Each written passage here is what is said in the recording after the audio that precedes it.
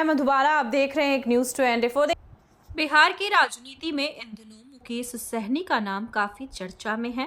उनके पिता की हत्या के बाद ऐसे कयास लगाए जा रहे थे कि वो एनडीए गठबंधन में शामिल हो सकते हैं और उन्हें गठबंधन की ओर से राज्यसभा भेजे जा सकते हैं। हालांकि इन अफवाहों को तब विराम लगा जब पूर्व केंद्रीय मंत्री और राष्ट्रीय लोक मोर्चा के प्रमुख उपेंद्र कुशवाहा ने जब राज्यसभा के लिए अपना नामांकन दाखिल किया। हालांकि उपेंद्र कुशवाहा के नामांकन दाखिल करने के बाद अब ये सवाल उठने लगा है कि क्या बीजेपी उपेंद्र कुशवाहा का हाल भी मुकेश सहनी जैसा कर देगी। दरअसल मुकेश सहनी तब राजद के साथ थे, तब विधानसभा चुनाव में उनकी पार्टी को सीटें नहीं दी जा रही थी और उनकी पार्टी को कुछ सीटें मिली भी तो बीजेपी के प्रत्याशियों के साथ। चुनाव के बाद बीजेपी ने मुकेश सहनी को बिहार सरकार में मंत्री भी बनाया, लेकिन विधान परिषद की उन्हें ऐसी सीट दी गई जिसका कार्यकाल बीच में ही खत्म हो जाए। एक तरफ उनका कार्यकाल खत्म हुआ और दूसरी तरफ उनका मंत्री पद भी चला गया।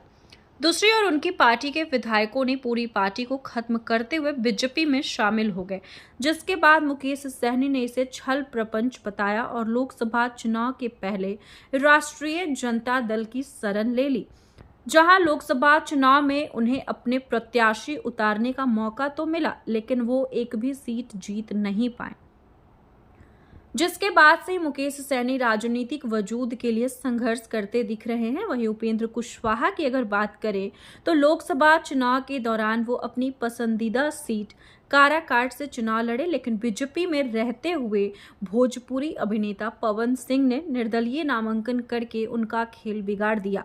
उपेंद्र कुशवाहा लोकसभा चुनाव में इस सीट पर तीसरे नंबर पर थे, जिसके बाद बीजेपी ने उन्हें राज्यसभा भेजने की घोषणा कर दी। हालांकि उनके नामांकन को काफी दिनों तक रोक रखा गया था।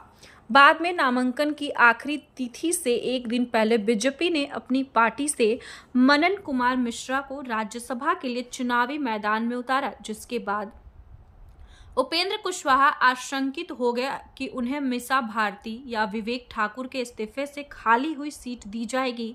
बुधवार को जब उन्होंने अपना नामांकन दाखिल किया तो उन्हें विवेक ठाकुर वाली सीट पर नामांकन करना पड़ा।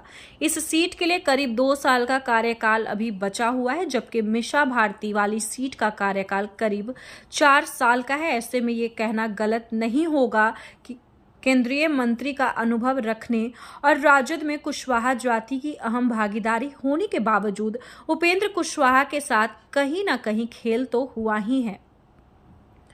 इससे पहले पिछले साल नीतीश कुमार ने जब जदयू की कमान संभाली तो 1 महीने के अंदर जदयू ने बीजेपी के साथ वापसी की। लोकसभा चुनाव की तैयारियों के बीच जदयू की एनडीए में एंट्री से उपेंद्र कुशवाहा को बड़ा झटका लगा।